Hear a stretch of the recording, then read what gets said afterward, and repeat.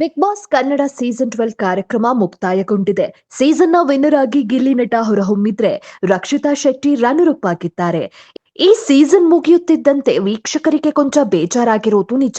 ಅದರಲ್ಲೂ ಈ ಸೀಸನ್ ನಲ್ಲಿ ಗಿಲ್ಲಿ ಹಾಗೂ ರಕ್ಷಿತಾ ಶೆಟ್ಟಿಯ ಕ್ಯೂಟ್ ಫೈಟ್ ಗಳನ್ನ ವೀಕ್ಷಕರು ಮಿಸ್ ಮಾಡಿಕೊಳ್ತಿದ್ದಾರೆ. ಹಲವರಿಗೆ ಇವರಿಬ್ಬರ ಬಾಂಡಿಂಗ್ ಇಷ್ಟ ಆಗಿದ್ದು ಹೌದು. ಕೆಲವರು ಇವರಿಬ್ಬರದ್ದು ಪ್ಯೂರ್ ಫ್ರೆಂಡ್ಶಿಪ್ ಅಂತಿದ್ರೆ, ಇನ್ನೂ ಹಲವರು ರಕ್ಷಿತಾ ಶೆಟ್ಟಿ ಗಿಲ್ಲಿಯನ್ನ ಲವ್ ಮಾಡ್ತಿದ್ದಾರೆ ಎಂದೆಲ್ಲ ತಮ್ಮ ಅಭಿಪ್ರಾಯವನ್ನ ಹೊರಹಾಕಿದ್ರು.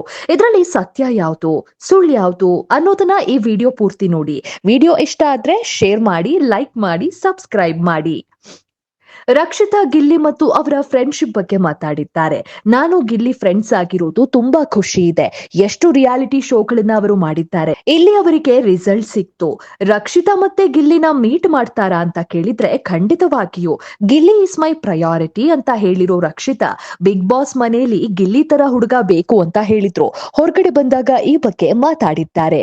ನಾನು ಗಿಲ್ಲಿ ಬೇಕು ಅಂತ ಹೇಳಿಲ್ಲ, ಗಿಲ್ಲಿ ಹಾಗೆ ಹುಡುಗ ಬೇಕು ಅಂತ ಹೇಳಿದ್ದೀನಿ. ಗಿಲ್ಲಿ ಹಾಗೆ ಅಂತಂದ್ರೆ lively person, entertaining person, open hearted ವ್ಯಕ್ತಿ ಅಂತ ಹೇಳಿದ್ದು. ಯಾಕಂದ್ರೆ ನನ್ನ ಮತ್ತು ಗಿಲ್ಲಿಯಲ್ಲಿ ಒಂದೇ ತರಹದ ಗುಣಗಳಿವೆ.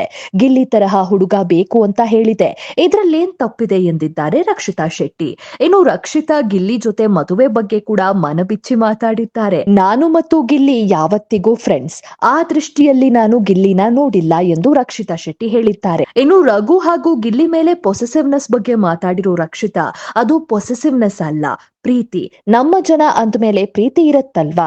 ಪೊಸೆಸಿವ್ನೆಸ್ ಅಂದ್ರೆ ಅವರು ನಮ್ಮ ಫ್ರೆಂಡ್, ಎಲ್ಲರೂ ತಮ್ಮ ತಮ್ಮ ಫ್ರೆಂಡ್ಗೆ ಅಟೆನ್ಷನ್ ಬೇಕು ಅಂತ ಕೇಳಲ್ವಾ, ನನ್ ಜೊತೆ ಇರೋ ಮಾತಾಡು ಅಂತ ಫ್ರೆಂಡ್ಸ್ ಹೇಳಲ್ವಾ, ಅದು ಕಾಮನ್ ಎಂದಿದ್ದಾರೆ. ಒಟ್ಟಿನಲ್ಲಿ ಬಿಗ್ ಬಾಸ್ ಮನೆಯಲ್ಲಿ ಒಳ್ಳೆ ಫ್ರೆಂಡ್ಸ್ ಆಗಿದ್ದ ಗಿಲ್ಲಿ ಮತ್ತು ರಕ್ಷಿತಾ ಈಗಲೂ ಅದೇ ಸ್ನೇಹ ಮುಂದುವರೆಸುವ ಭರವಸೆ ನೀಡಿದ್ದಾರೆ.